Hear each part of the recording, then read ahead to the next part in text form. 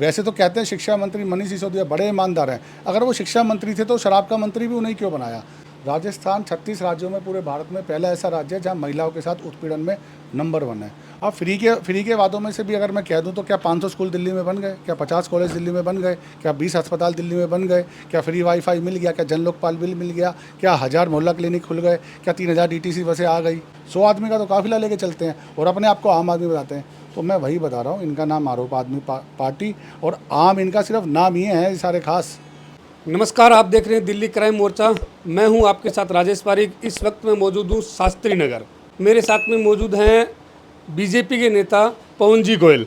अच्छा, संजय सिंह जी जो है राष्ट्रीय प्रवक्ता हैं, सांसद भी हैं, तो ये अभी जो ये जेल में गए हैं, पहले भी इनके 2 नेता जेल में हैं। आबकारी नीति में आपको ये भी पता होगा, आबकारी नीति का आपको बहुत इस टाइम ट्रेंडिंग में वीडियो चल रहे हैं जितने भी हैं। तो इनको ऐसी क्या नौबत आ गई कि शराब नीति इन्होंने दिल्ली में लागू कर दी, और दूसरी ये नीति लेके आने वाले थे पंजाब में भी, तो वो नीति पंजाब में क्यों नहीं लेके आए? नहीं, देखिए, पंजाब के बारे में तो मुझे जानकारी नहीं है, लेकिन ये इस बात को कहते हैं कि हम पंजाब में ये आबकारी नीति ला चुके हैं और जिससे हमारा पंजाब में शराब का जो राजस्व है उससे काफ़ी कमाई हो रही है। रही बात दिल्ली के कुछ आंकड़े मैं आपके साथ रखना चाहता हूँ। ये आबकारी नीति में पूरा भ्रष्टाचार हुआ है। क्यों हुआ है भ्रष्टाचार? इन्होंने 2021-22 के अंदर 2021-22 के अंदर या 20-21 से इन्होंने सरकार से कहा या अपने एक मीटिंग बैठक बिठाई कि हम एक आबकारी नीति चालू करेंगे, नया नियम लागू करेंगे।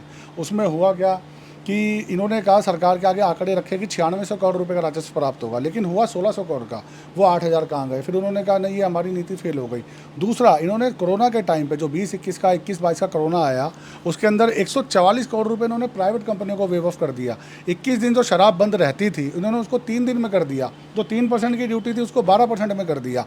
आप ये देख लीजिए, इनकी मंशा ही आप शराबकारी नीति से भ्रष्टाचार करने की थी। पहला ऐसा हो रहा है हिंदुस्तान के अंदर। वैसे तो कहते हैं शिक्षा मंत्री मनीष सिसोदिया बड़े ईमानदार हैं, अगर वो शिक्षा मंत्री थे तो शराब का मंत्री भी उन्हें क्यों बनाया। तो मैं ये कहना चाह रहा हूँ कि हिंदुस्तान के पहले शिक्षा मंत्री थे जो शिक्षा मंत्री भी थे और शराब मंत्री भी थे। जी। अच्छा, ये बताइए मुझे, जो दिनेश अरोड़ा जी ने जो इनके ऊपर मुकदमा लगाया, इनके खिलाफ जो सरकारी गवाही दी है, पहले क्यों नहीं दी? इन्होंने इतना लेट क्यों कर दिया? जो पहले एफआईआर दर्ज हुई थी जिसके अंदर मनीष सिसोदिया जेल में थे, उसमें खाली मनीष सिसोदिया नहीं, 21 आदमी उन पर भी सीबीआई ने एफआईआर दर्ज कर दी। उसमें दिनेश अरोड़ा पहले से ही है। दिनेश अरोड़ा भी उनके साथ बंद हुआ था, फिर उसे जमानत मिली। जमानत मिलने के बाद उसने अपना जुर्म कबूल किया और वो सरकारी गवाह बनने को तैयार हुआ। जी। तो क्या ये भी मिले हुए थे साथ में? जाहिर सी बात है, मिले हुए थे तभी तो पहले बंद था। पहले भी बंद था। ये कोई दिनेश अरोड़ा अभी नाम नहीं निकल कर नहीं आया है। ये 15 महीने पहले मनीष सिसोदिया के साथ बंद था। जी, उन 21 आदमियों में जिनके, और इसके अंदर कुछ आईएएस अधिकारी भी हैं। ये खाली मनीष सिसोदिया को क्यों इतना फेवरेट किया जा रहा है? क्योंकि वो एक पॉलिटिकल आदमी है। बाकी जो आदमी पॉलिटिकल नहीं है, इसलिए वो इतना नाम हाईलाइट नहीं है। जी। सर, ये जो फ्री का लालच था दिल्ली के अंदर, अभी इन्होंने पंजाब में भी लालच दिया हुआ है। अब आपको पता भी है, राजस्थान के अंदर भी विधानसभा के चुनाव होने वाले हैं, तो वहाँ पर भी फ्री की रेवड़ियाँ बांट रहे हैं। क्या आपको लगता है कि ये लोग जो हैं दोबारा राजस्थान के भी इनके चक्कर में झांसे में आने वाले हैं? नहीं, मुझे नहीं लगता कि राजस्थान के अंदर ये लोग झांसे में आएंगे, क्योंकि राजस्थान का एक ट्रेंड है। वो पहले तो नेशनल पार्टी को देखते हैं कि बड़ी पार्टी कौन है, और एक बार कांग्रेस और एक बार भाजपा को जिताते हैं। तो इस बार तो जैसे आपने देखा होगा, अशोक गहलोत और सचिन पायलट की तो तू मैं जो है, और भारतीय जनता पार्टी वहाँ सीधी सीधी आ रही है। और मैं आपको राजस्थान के बारे में एक खबर और दे दूँ या एक जानकारी और दे दूँ। राजस्थान 36 राज्यों में पूरे भारत में पहला ऐसा राज्य है जहाँ महिलाओं के साथ उत्पीड़न में नंबर 1 है।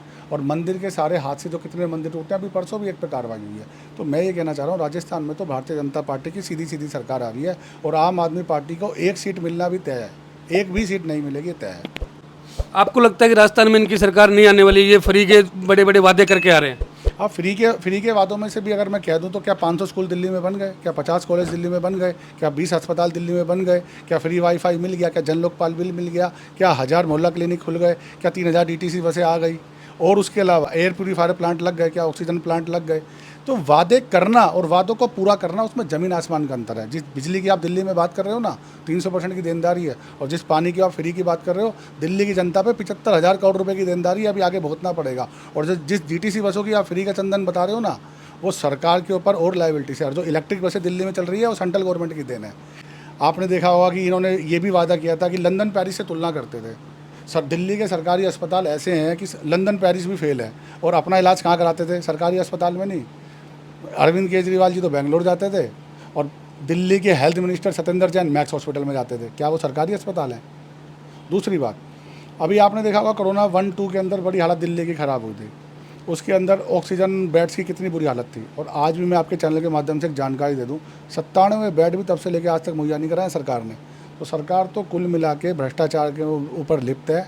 अब जिस तरीके से ये 800 रुपये की चप्पल पहनते हैं और 800 रुपये की कमीज़ पहन के जनता को बड़ा साधारण दिखाते हैं, ये 800 रुपये की चप्पल और 800 रुपये की कमीज़ नहीं है। अगर आप इनके शीश महल में जाएंगे तो 8 लाख रुपए की सीट है। देखो कितने इंपोर्टेड आदमी है, कोट भी इनका 8 लाख का है, 15 लाख के पर्दे हैं। वीआईपी कल्चर के बिल्कुल खिलाफ थे और पंजाब से भी वीआईपी कल्चर की गाड़ियाँ मंगा ली हैं। 100 आदमी का तो काफिला लेके चलते हैं और अपने आप को आम आदमी बताते हैं। तो मैं वही बता रहा हूँ, इनका नाम आरोप आदमी पार्टी और आम इनका सिर्फ नाम ही है, ये सारे खास। सर ये एमसीडी भी सरकार इनकी है। एमसीडी के अंदर मैं आपको हालात दिखाऊंगा, मेरे पास ऐसी बहुत सी खबरें हैं जहाँ पे जो डलाव थे पहले कूड़ा घर से उनको डलाव में कन्वर्ट कर दिया गया है, क्योंकि वहाँ पे मदर प्लांट के या ये मिल्क फूड के कुछ प्लांट बना दिए गए हैं। तो सर अगर ये सब चीज़ें हो गई तो लोग कूड़ा कहाँ डालेंगे?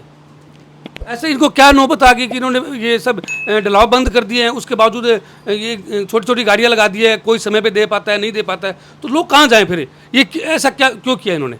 तो मैं आपके चैनल के माध्यम से लोगों को जागरूक करना चाहता हूँ कि आप कम से कम ये तो देख लीजिए कि जो इन्होंने पिछले वादे 76 करे हैं उसमें से वादे कितने पूरे हुए हैं। ये हर बार आते हैं नया वादा करके चले जाते हैं। इन्होंने कहा दिल्ली के अंदर हमारी एमसीडी में सरकार आएगी, हाउस टैक्स माफ़ कर देंगे। माफ़ करने की जगह इन्होंने महंगा कर दिया। और आपको एक और बता दूं, रेवेन्यू डिपार्टमेंट के अंदर अगर 25 लाख से ऊपर आपका मकान है तो उस पर 1% की स्टैम्प ड्यूटी भी इन्होंने बढ़ा दी है। तो कुल मिला के ये कहते कुछ और हैं और करते कुछ और हैं, और यही अपने आप को सर्टिफिकेट देते हैं हम कट्टर ईमानदार हैं। सर अब स्कूलों की बात करते हैं कि ये कहते हैं जी हमारे स्कूल आपको पता है वर्ल्ड क्लास, इनका ये वादा हमेशा रहता है जी हमारे स्कूल वर्ल्ड क्लास है वर्ल्ड क्लास है, लेकिन सर हकीकत से कुछ परे है। आप मुझे कोई भी स्कूल में जाने के लिए बोल दीजिए, सबसे पहले मैं उस स्कूल के अंदर जाऊंगा तो मुझे परमिशन नहीं मिलेगी अंदर जाने की। अगर इनके स्कूल अगर इतने वर्ल्ड क्लास हैं तो अगर अंदर की सच्चाई दिखाने से इनको परेशानियाँ क्या है? आप ये देखिए, सबसे पहले तो इन्होंने कहा था 500 स्कूल का वादा किया था। मैं आपको चैलेंज करता हूँ, अगर आप मुझे 5 स्कूल के भी नए के नाम बता दो। इन्होंने दिल्ली के अंदर स्कूलों में सफ़ेदी करने को विकास कहते हैं। सफ़ेदी करना विकास नहीं होता, नए स्कूल खोलना। आज आप मैं आपको हमारे शास्त्र में ललिता ब्लॉक स्कूल है, एक क्लास के अंदर 80 बच्चे पढ़ रहे हैं। आप खुद आइडिया लगा लीजिए। और इन्होंने क्या चाल करी है, इन्होंने और बच्चों के भविष्य से कैसे छेड़छाड़ की। नए स्कूल खोलने की जगह इन्होंने शाम की शिफ्टों को भी सुबह में कन्वर्ट कर दिया है, जिससे कि स्कूल कम होंगे, एक ही टाइम पे दोनों बच्चे पढ़ जाएंगे, मॉर्निंग और इवनिंग दोनों। तो इन्होंने स्कूल कोई नए खोले नहीं है। और हाँ, एक बात और मजे की है, माननीय मुख्यमंत्री जहाँ से विधायक है नई दिल्ली सीट से, वहाँ ना तो एक स्कूल खुला है, ना एक कॉलेज खुला है, ना एक अस्पताल खुला है, ना एक बलात्कार खुला है। अगर खुला है तो नाम बता दीजिए। मैं बार बार अपने न्यूज़ चैनलों की डिबेटों में ये बात बोलता हूँ।